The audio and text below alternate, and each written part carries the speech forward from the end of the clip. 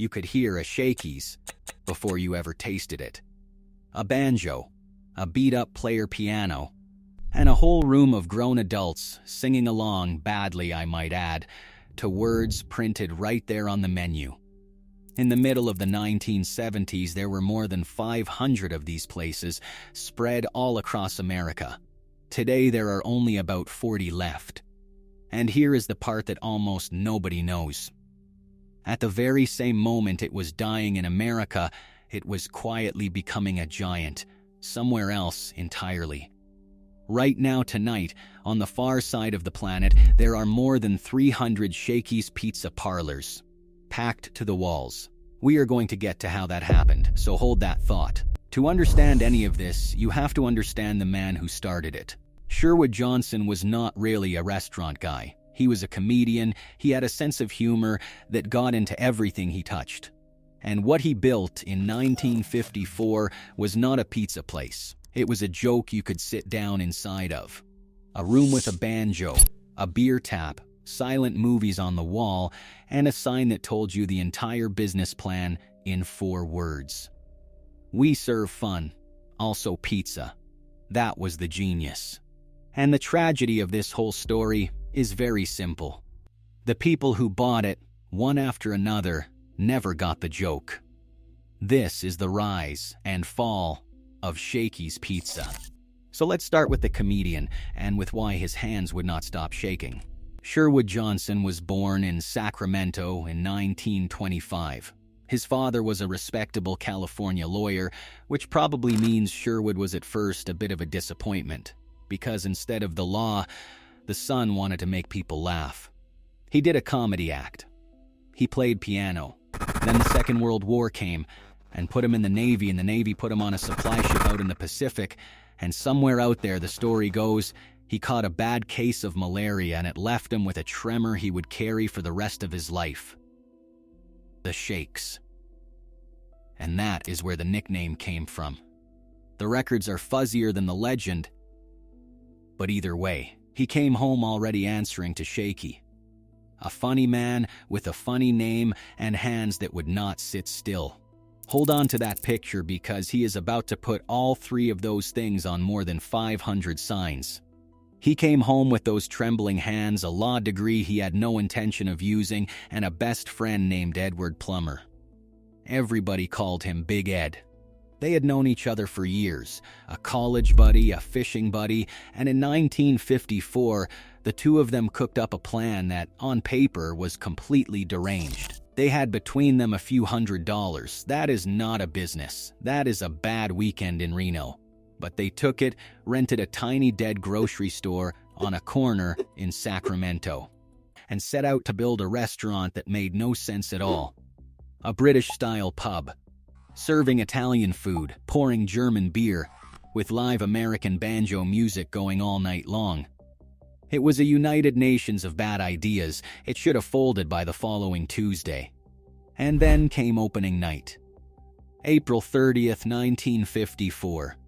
This is where the universe played its first joke on Shakey Johnson. The oven, the one piece of equipment a pizza restaurant genuinely cannot function without, was not finished. They could not make a single pizza. Not one. On the grand opening of what would become the biggest pizza chain in American history, there was no pizza. So Shakey did the only thing a comedian with a piano and a room full of thirsty people could do. He improvised. They poured beer. He sat down, and he played. And people, to everyone's surprise, stayed. At the end of the night, they counted the register.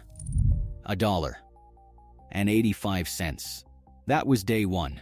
A pizza restaurant with no pizza, that took in $1.85.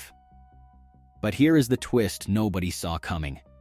The pizza was never the point. The music was.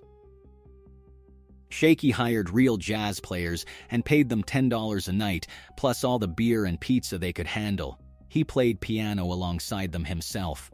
And people did not come to that corner to eat dinner. They came to sit at the long tables, order a pitcher, and be part of the show. The food got them in the door. But the banjo, the beer, that ridiculous room, is what made them stay. And that, right there, is the secret of this company, and eventually, its exact cause of death. Shakey had built something that only worked if you were physically standing inside it. You had to be there. That was the magic. And 40 years later, it would be the thing that finished him off. But we will get to that. Word got out. And a funny thing happens when you build something that good.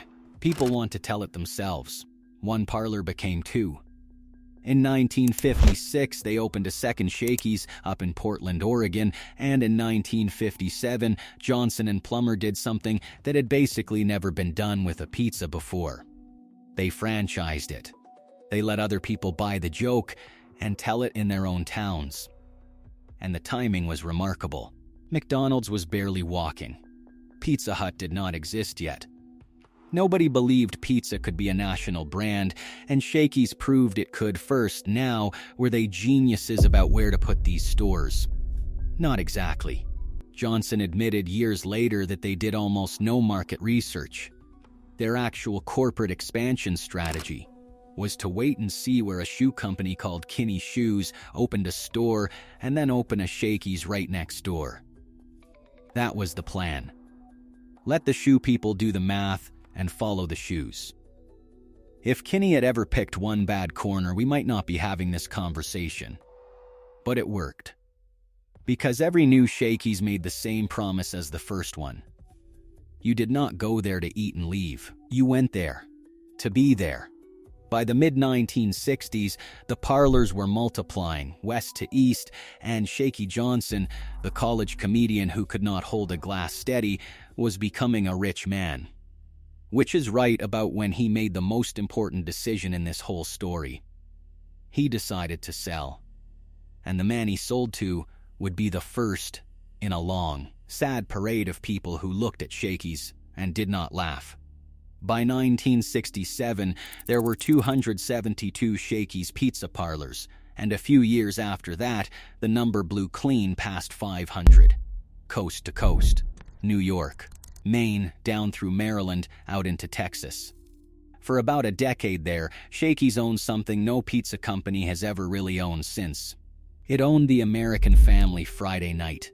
And to understand what a big deal that was, you have to give the comedian his due. Because he invented something the whole industry would later steal. Food plus games plus a live show, all under one roof, aimed straight at families with young kids. Today there is a name for that, and billion-dollar chains built on it. Chuck E. Cheese did not open until 1977. The big arcade and cartoon mouse places came even later.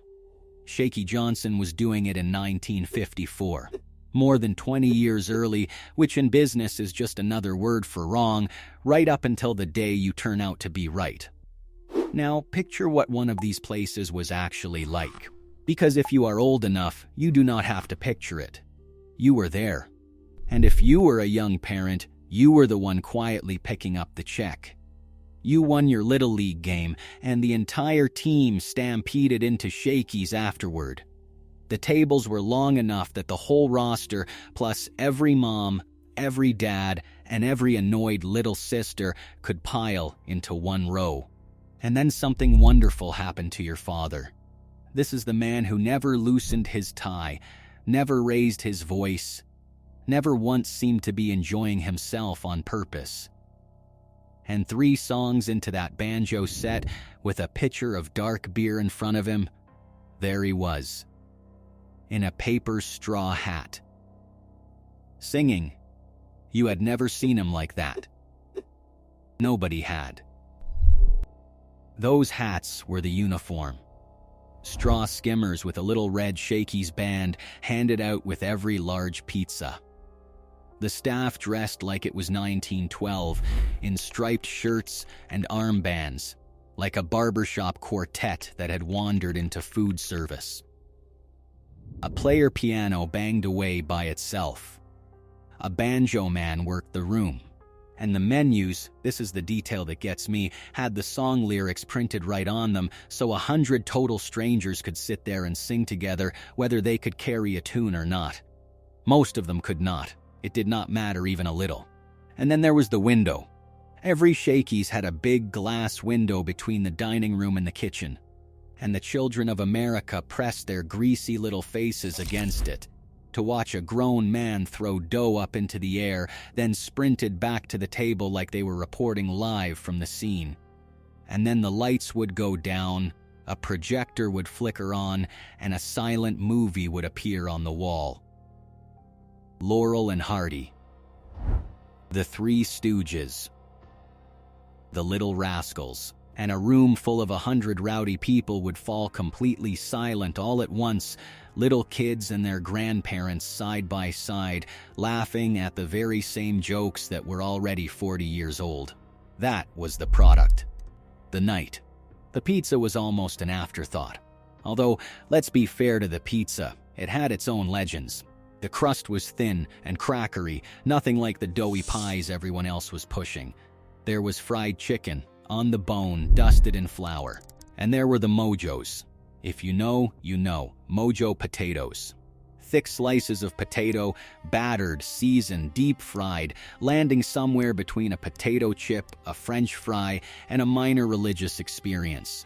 And here is my favorite fact. The most famous thing Shakey's ever sold, the thing people are still hunting for 40 years later, was not invented by Shakey's. Corporate had nothing to do with it. The mojo was dreamed up by one franchisee, one guy, fooling around in one store. Head office's great contribution to the legend of the mojo was to trademark another man's potato. Even the menu had a personality.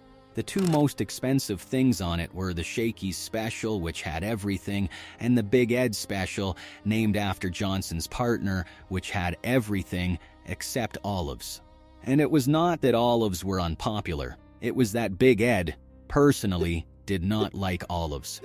That is the entire story. A grown man put his dinner preferences onto a national menu and left them there for decades. Somewhere in America, a customer once asked why the Big Ed came with no olives, and the true answer was, because Ed said so. And this, of course, is where you had your birthday. Long before a certain mouse showed up to take that job, if you were turning 8 years old in America, the odds are very good you were turning 8 at Shakey's, in a paper hat, surrounded by 30 of your closest friends and one enormous pitcher of root beer. There was an all-you-can-eat spread called the Bunch of Lunch, and you could sit there for hours, and nobody rushed you out. Being slow, being a place you never wanted to leave, was the entire business model. Circle that one in your mind, because the world was about to decide it hated waiting for anything, ever. They put the whole philosophy on a sign, and in 1969, they trademarked it. We serve fun. Also pizza. There were television commercials with a jingle. We serve fun at Shakey's, we've got player pianos. It got so deep into the culture that it kept showing up in the movies for years, in the background of Ferris Bueller's Day Off and Wayne's World. They even opened a few stores overseas, one up in Winnipeg, Canada in 1968, then Japan in 1973. Nobody thought twice about it. It looked like a footnote. Remember that footnote, because it is going to walk right back into this story at the very end and change everything. Now look at everything I just described. Because this is the joke that is about to stop being funny. Not one piece of it fit in a box. You cannot deliver a banjo player. You cannot put the smell of the dough or the hush when the projector clicks on, or your father in a paper hat into a cardboard container and drive it across town. Every last thing that made Shakey's required a living person to walk in the door. For 20 years, that was the entire point, and it was about to become the entire problem. Because right there, at the very top of the mountain, 500 Parlors strong, the whole country singing off key, the two men who built the joke cashed out and walked away. In 1967, Shakey Johnson sold his half of the company to a grain and flour outfit out of Denver. He took roughly $3 million, bought a ranch up in the California hills, and retired a wealthy man, which for a guy who once cleared $1.85 on opening night is a great ending. For him, The next year, when that Denver company got swallowed by an even bigger one, Big Ed sold his half too, reportedly for $9 million. And just like that, Shakey's Pizza belonged to a sugar and flour conglomerate. An enormous company, full of serious men who had never poured a beer, never played a note, and had no idea, none, what they had just bought. The two people who understood the joke were gone, and everybody who came next looked at Shakey's and saw exactly one thing. Money. Not a room, not a joke. Just money, waiting to be pulled out. The first outfit to really start pulling was one of the strangest owners in American business. In 1974, Shakey's got sold to a group tied to the Hunt brothers. And you need to hear who the Hunt brothers were, because it explains what follows. The Hunts were a Texas oil family who, just a few years after this, tried to do something that sounds completely made up. They tried to buy all of the silver. Not some of it. Not a sensible amount. All of the silver. In the entire world. And they nearly pulled it off. Right up until the whole thing came crashing down and took a giant chunk of their fortune with it. So ask yourself how much attention a family like that was giving to a chain of Banjo-themed pizza parlors. The answer came in one very honest quote. A former Shakey's executive described those years about as plainly as a person can. Shakey's, he said, was a stepchild. They never put any money into it. They used it, like a cash cow. And this is where you, sitting there in the future, can see the disaster coming that nobody inside the building could. Because Shakey's only ever had one real asset. It was not the recipes. It was not the real estate. It was the room. The feeling. The reason you would drive right past a closer, easier pizza place. Just to sit in this one. And if you starve that, if you let every parlor get a little more tired, a little more faded, a little more like a sad museum of fun, every year, you are not saving money. You are killing the only thing you actually own. But you cannot see a feeling on a spreadsheet. There, Shakey's just looked like a number that could be a bigger number. If you squeezed it, so they squeezed. And while they were squeezing, the pizza business changed underneath them, and nobody at Shakey's seemed to feel the ground moving. A company called Domino's had figured out the one thing that Shakey's whole personality could never allow. Domino's did not want you to come in. It did not build a nice room, and that was on purpose. It ran on one ruthless promise. We will bring the pizza to your door. And we will do it fast. 30 minutes. You never get up. You never go anywhere at all. And I need you to feel how completely that broke everything Shakey's stood for. Shakey's entire reason to exist, its beating heart, was that you got up, came in, sat down, and stayed for the show. The whole point was the going. And here came a rival whose whole point was that going anywhere was a hassle you should never have to suffer again. By 1986, even Pizza Hut had started delivering. The industry was sprinting in one direction. Pizza was becoming something that came to you. And Shakey's, heaven help it, was selling the one thing on earth that could not be delivered. Because you cannot deliver a Friday night. You cannot put the banjo and the hats and the movie on the wall and your own dad laughing 3 beers deep into a box and hand it to a teenager on a moped. All of that only ever existed inside the room, and America, by the millions, was quietly deciding it would rather just stay on the couch. That is the reason underneath every other reason. The exact thing that made Shakey's magic. The fact that you had to be there is the thing that killed it. The moment the country fell out of love with going places. So the parlors started going dark. All 7 Shakey's around Dallas were gone by 1989. Rooms that had been packed and singing a decade earlier were suddenly empty. And then suddenly gone. Here is the number that tells it. From more than 500 parlors at the peak, the chain had dropped to around 221, cut in half and still falling. And the ownership, meanwhile, turned into a farce. In 1984, it got bought by two former employees who had worked their way up. 5 years later, they flipped it, the American company and the international rights both, to a holding company all the way over in Singapore. A pizza parlor built on a Banjo in Sacramento, now run from a boardroom 8,000 miles away. And that is when the slow, sad decline turned into open war. The years under that Singapore owner became one of the ugliest fights between a franchise company and its own operators that the pizza business has ever seen. The people actually running the individual Shakeys, the ones pouring the beer and frying the mojos in their own hometowns, became convinced the parent company was bleeding them dry. And I want you to stop picturing a corporation for a second and picture one of these people instead. A man who put his entire life savings into one parlor. He is standing in his own dining room on a Friday night that used to be wall to wall, and now it is half empty. He is writing out his royalty check, the money he owes head office, and he knows, in his gut, that the check is about to get on a plane to Singapore and that not 1 cent of it is coming back to fix his cracked vinyl booths or his sun-faded sign. That was the feeling in Shakeys after Shakeys all across the country. The operators said the money went overseas and the parlors were left to rot.